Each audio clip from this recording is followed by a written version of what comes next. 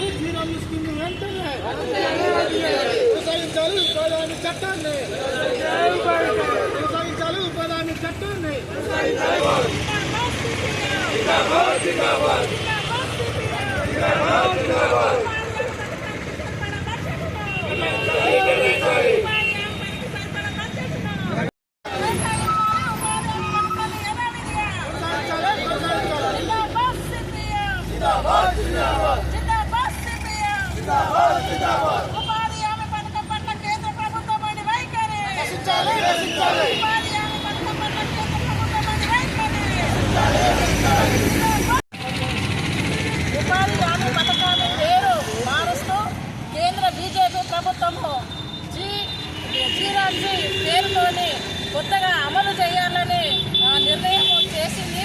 ఇది సరైన పద్ధతి కాదు. ఉపాధి హామీ పథకము 2005 సంవత్సరంలో సిపిఎం పార్టీ ఆధ్వర్యంలో పోరాటాలు చేసి పేద ప్రజలకు జీవనోపాధి కోసము ఉపాధి హామీ పథకాన్ని గ్రామాలలో పనిచేసుకోవడం కోసము సాధించడం అనేది జరిగింది. మరి 2005 తర్వాత కంటిన్యూగా ఇప్పటి వరకు కూడా ప్రతి గ్రామంలో దేశంలో ఉన్నటువంటి ప్రతి ఒక్క గ్రామీణ కార్మికులు ఉపాధి హామీ పథకంలో కొన్ని లక్షల కోట్లలో కూడా ఉపాధి కూలీ పనిగా పనిచేస్తున్న వాళ్ళు ఉన్నారు. మరి ఉపాధి హామీ కూలీ ద్వారా పనిచేసి సంవత్సరానికి 100 రోజులుగా పనిచేసి వాళ్ళ జీవనోపాధిని కొనసాగిస్తున్నారు. మరి ఈరోజు కేంద్ర బీజేపీ ప్రభుత్వము మహాత్మా గాంధీ గ్రామీణ ఉపాధి హామీ పథకాన్ని గ్రామీణ ఉపాధి హామీ పథకం పేరు మారుస్తూ ఇలా మహాత్మా గాంధీ పేరు మారుస్తూ జీవి రామ్జీ అనే పేరుతోని ఇలా కొత్తగా సంస్థ పేరుతోని తీసుకొని వచ్చింది. ఈరోజు దేశానికి ఆదర్శమైనటువంటి మహాత్మా గాంధీ యొక్క పేరును మార్చడం అనేది కేంద్ర బీజేపీ ప్రభుత్వము మహాత్మా గాంధీని అవమానపరచడమే తప్ప ఇంకొకటి కాదు. అలాగే ఇలా దేవుని పేరుతోనే అన్నట్టుగా తీసుకొస్తున్నది.